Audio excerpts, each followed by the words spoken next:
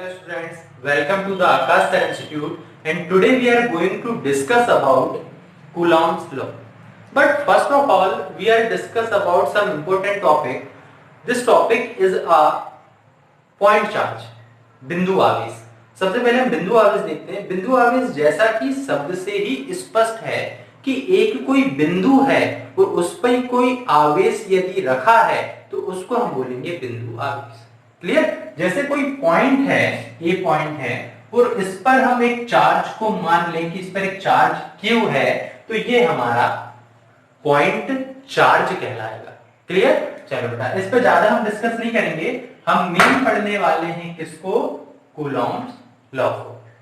Coulomb's law को याद करने से पहले आपको एक लाइन याद होना बहुत ज्यादा जरूरी है. क्लियर? जो क्या है? सन 1785 में फ्रांसीसी भौतिक शास्त्री चार्ल्स ऑगस्टिन कूलॉम ने, कितने? सन 1785 में फ्रांसीसी भौतिक शास्त्री चार्ल्स ऑगस्टिन कूलॉम ने किन्हीं दो बिंदु आवेश, मान लिया बेटा कि ये दो पॉइंट चार्ज है. क्या है? पॉइंट चार्ज है. ये A है, ये B है और इस पर जो पॉइंट है वो मैं मान ले रहा हूं Q1 और इस पर जो पॉइंट चार्ज है वो मैं मान ले रहा हूं Q2. क्लियर? अब बेटा Q1 और Q2 को मैंने शो नहीं किया है कि ये पॉजिटिव चार्ज है या नेगेटिव चार्ज है, लेकिन एक बात को आप समझना, मैं सिर्फ इतना कह दे रहा हूं कि ये दोनों चार्ज एक दूसरे की फील्ड में है, मतलब कि वो एक दूसरे को प्रभावित करते हैं, इफेक्ट करते हैं. तो ध्यान दो, यदि दोनों पर पॉजिटिव चार्ज होगा तो उनके बीच में रिपल्सन होगा. पॉजिटिव यदि दोनों में ही होगा तो रिपल्सन होगा, because like charge always repel to each repel to each other. Clear? पढ़ा था हमने. चलो बेटा, यदि कोई भी एक पॉजिटिव हो जाए और कोई एक नेगेटिव हो जाए तो वे एक दूसरे को क्या करेंगे? अट्रैक्ट करेंगे. Like charge attract to each other. Clear? तो हमने देखा कि भाई इनके बीच में बेटा कुछ ना कुछ तो होगा, या आकर्षण हो चाहे प्रतिकर्षण हो. क्लियर है? तो हम देखते हैं कि किन्हीं दो बिंदु आवेशों के मध्य कार्य करने वाले आकर्षण व प्रतिकर्षण बल का मान. क्लियर है? इन दोनों के बीच में क्या काम करेगा बेटा? या तो आकर्षण बल काम करेगा या तो प्रतिकर्षण बल काम करेगा. क्लियर? तो क्या बोलेंगे हम कि सन 1785 में फ्रांसीसी भौतिक शास्त्री चार्ल्स ऑगस्टिन कूलॉम ने किन्हीं दो बिंदु आवेशों के मध्य कार्य करने वाले आकर्षण व प्रतिकर्षण बल के बीच संबंध बताने के लिए हमें एक नियम का प्रतिपादन किया, जिस नियम को कूलॉम का नियम कहते हैं. क्लियर? बात समझो. In 1785 फ्रांसीसी फिजिसिस्ट चार्ल्स ऑगस्टिन कूलॉम ने कोई दो पॉइंट चार्ज के बीच वर्क करने वाले अट्रैक्शन फोर्स और रिपल्सन फोर्स के बीच में रिलेशन को बताने के लिए एक लॉ ड्राइव किया, जिस लॉ को हम कूलॉम्स लॉ कहते हैं. क्लियर है? अब आगे बात समझो. कूलॉम के नियम के अनुसार, अकॉर्डिंग टू कूलॉम्स लॉ, किन्हीं दो बिंदु आवेशों के मध्य कार्य करने वाले आकर्षण और प्रतिकर्षण बल का मान, इन दोनों के बीच काम करने वाले अट्रैक्शन व रिपल्सन फोर्स की वैल्यू. किसकी वैल्यू बेटा? रिपल्सन फोर्स की वैल्यू.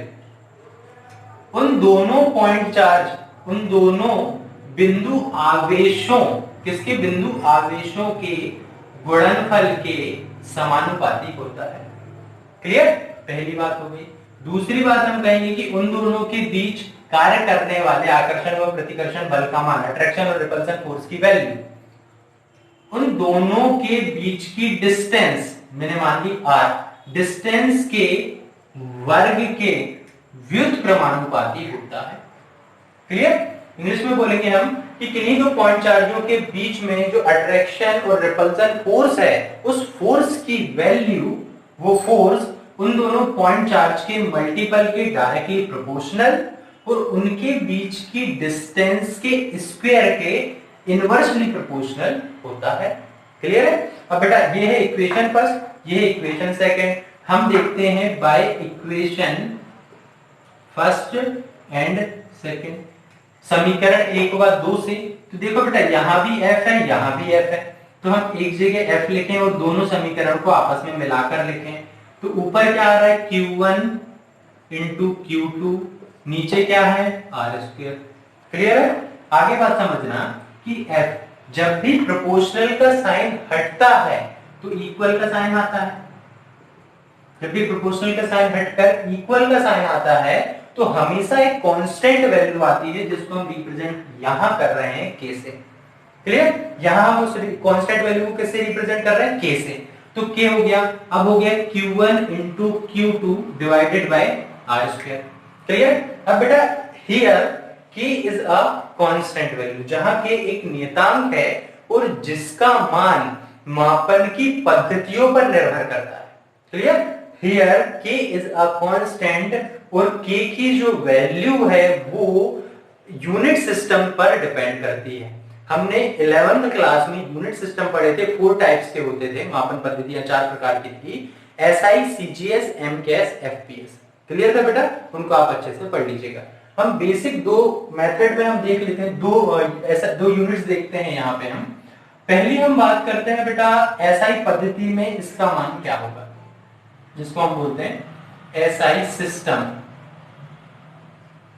जिसको हम बोलते हैं बेटा SI पद्धति।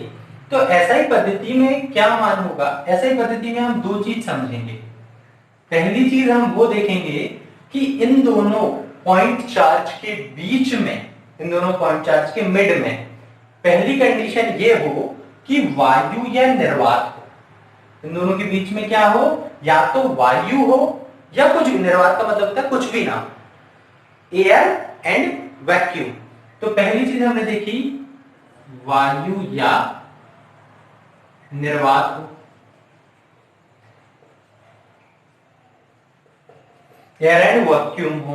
तो क्या होगा बेटा कि जब भी इनके बीच में एयर या वैक्यूम होता है तो k की वैल्यू 1/4 पाई एप्सिलॉन 0 होती है। क्लियर है? k की वैल्यू 1/4 पाई एप्सिलॉन 0 होती है, इसको बोलते हैं एप्सिलॉन 0। क्लियर? एप्सिलॉन 0। ठीक। अब इसके बाद बेटा यदि हम कोई मैथमेटिकल प्रॉब्लम सॉल्व कर रहे हैं तो हम इसकी जगह पर कौन सी वैल्यू पुट करेंगे? तो इसकी जगह पे हम पुट करेंगे 9 इंटू 10⁹9। क्लियर?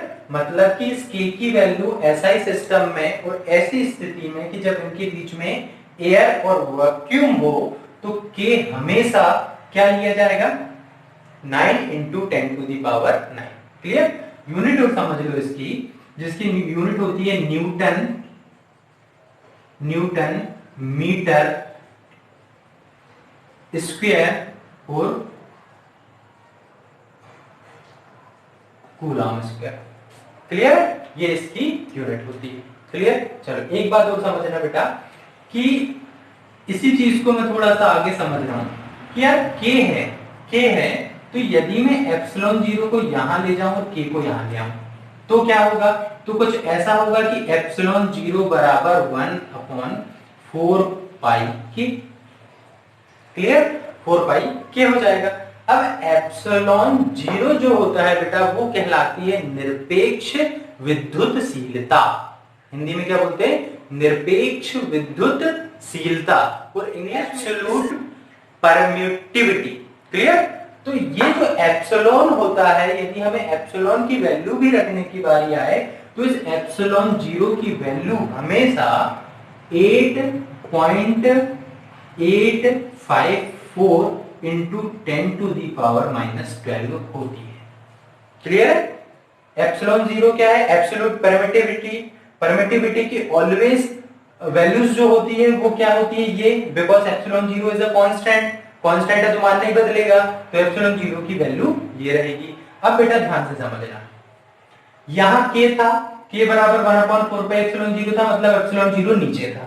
तो एप्सिलॉन 0 जब नीचे था तो इसकी हमने यूनिट ये देखी। क्लियर? अब मैंने क्या करा? एप्सिलॉन को यहां ले आया और k को यहां ले गया।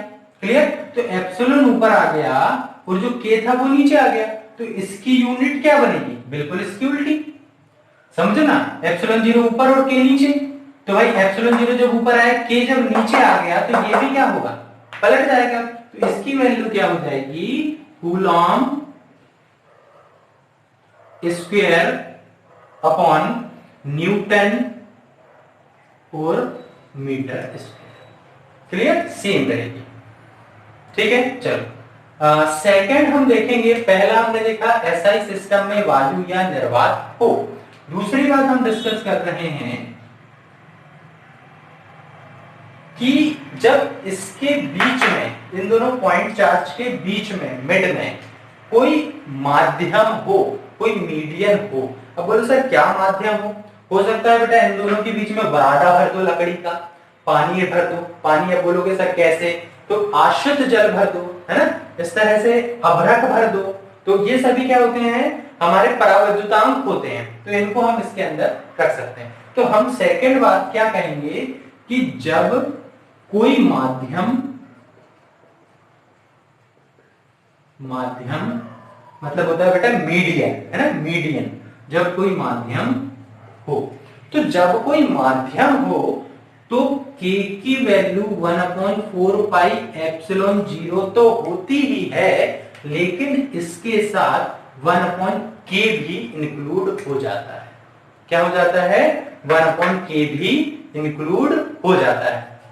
k किसको बताता है, k बताता है उस पदार्थ को जो उन दोनों पॉइंट चार्जों के बीच में है। क्लियर है, उसको बता रहा है। k को बोलते हैं परावैद्युतांक। ठीक, तो बेटा k की एक तो ये वैल्यू हो गई। यदि मैं इस टाइप में वैल्यू चाहूं तो क्या होगी, 9 × 10⁹ into 1/k। Clear, k change नहीं होगा, यहाँ k कांस्टेंट, यहाँ k कांस्टेंट नहीं है, सॉरी k कांस्टेंट नहीं है, k वो वैल्यू है, वो k मीडियन है जो उन दोनों के बीच में है ना, उसकी वैल्यू है यहाँ की। क्लियर, तो इस k की वैल्यू ये है, और साथ साथ हम k की वैल्यू ये भी आगे समझते हैं। हम ये जो वैल्यू निकली थी, ये हमारी कूलॉम्स लॉ की वैल्यू थी। f का मान निकला था k × q1 × q2 upon r²। Clear है, तो पहली बात ये कही जाए कि जब वायु या निर्वात हो, उन दोनों पॉइंट चार्ज के बीच वायु या निर्वात हो, तब k की जो वैल्यू होती है 1/4 पाई एप्सिलॉन 0 होती है, या क्या होती है, 9 × 10⁹। तो पहली कंडीशन में मैं इसको कैसे लिख सकता था कि k की वैल्यू इस स्थिति में क्या होती है, 1/4 पाई एप्सिलॉन 0। k की वैल्यू k की जगह रख दिया बेटा। क्लियर, और फिर हम क्या करें, q1 q2 upon r²। Clear, इसी चीज को और मैं कैसे लिख सकता हूं, 9 × 10⁹ into q1 q2 divided bye r²। Clear है, तो ये हमारा फर्स्ट उसमें बन रहा है। ठीक, कब, जब दोनों पॉइंट चार्ज के बीच में एयर या वैक्यूम हो। क्लियर है, चलो बेटा, अब मान के चलो उसके बीच में कोई कांस्टेंट हो, तब क्या होगा, तब f की वैल्यू तो सेम ही रहेगी, लेकिन जो k का मान है भाई साहब वो चेंज हो जाएगा। k का मान चेंज हो जाएगा, और k का मान क्या आएगा, 1/4 पाई एप्सिलॉन 0, और k हमेशा आएगा 1/k। क्लियर, बाकी सब ऐसे कैसे, q1 × q2 divided bye r²। Clear है, और हम इसको ऐसे लिख सकते हैं बेटा 1/4 पाई एप्सिलॉन, सॉरी इसकी वैल्यू क्या है, इसकी वैल्यू हमने देखा था कि ये भी हम पुट कर सकते हैं। तो इसकी जगह हम क्या लिख सकते हैं, 9 × 10⁹ into 1/k q1 q2 divided bye r²। Clear, अब दूसरी बात समझना बेटा, जो फोर्स है, तो फोर्स की यूनिट क्या होती है, न्यूटन। तो हम यदि ये लिख रहे हैं, फोर्स की वैल्यू निकाल रहे हैं, तो हमें उसके पीछे उसकी यूनिट जरूर लिखना है। हमें कभी भी यूनिट लिखना भूलना नहीं है। तो हम क्या लिखेंगे, न्यूटन सब में, क्योंकि सभी क्या है, हमारा फोर्स है। क्लियर, सेकंड हम देखेंगे सीजीएस पद्धति में, in CGS system. Clear, second हमने देखा CGS system. Clear, CGS system में 4 तरह के सिस्टम में बेटा आप पढ़ लेना उनको अच्छे से, क्लियर। तो सीजीएस सिस्टम में भी हम वैसे ही निकालेंगे जैसा कि हमने एसआई सिस्टम में निकाला था। पहली कंडीशन हमने क्या देखी थी कि जब क्या हो, जब दोनों पॉइंट चार्ज के बीच में एयर या वैक्यूम हो। एयर या वैक्यूम हो मतलब कि वायु या निर्वात हो। निर्वात का मतलब होता है बेटा कि वायु नहीं होना, है ना, और वायु का मतलब होता है वायु होना, निर्वात होना, ठीक है। तो अब यहां क्या होता है कि जब दो पॉइंट चार्ज के बीच में या तो वायु हो या निर्वात हो, मतलब या तो एयर हो या वैक्यूम हो, तो सीजीएस सिस्टम में जो k की वैल्यू होती है वो k की वैल्यू ऑलवेज 1 होती है। क्लियर, बहुत आसान हो गया, तो बहुत आसान हो गया। रख दो मान, f बराबर क्या आता है 1 बाय मतलब k into Q1 Q2 upon r square. मैंने क्या बोला था बेटा कि k का मान हर पद्धति में अलग अलग होता है।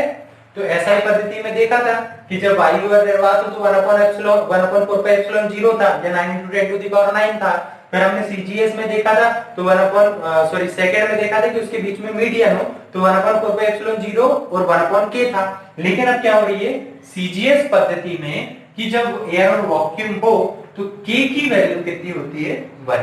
मतलब k बराबर क्या लिखेंगे बेटा यहाँ 1, तो ये क्या हो जाएगा 1 as it is Q1 Q2 divided by r square.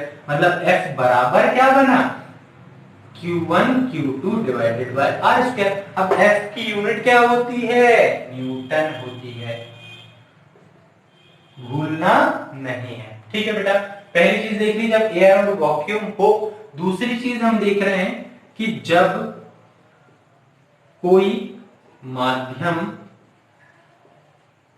हो, उनके बीच में दोनों पॉइंट चार्ज के बीच में कोई माध्यम हो तो क्या होता है कि जो k की वैल्यू होती है वो 1 तो होती ही है बेटा, क्लियर।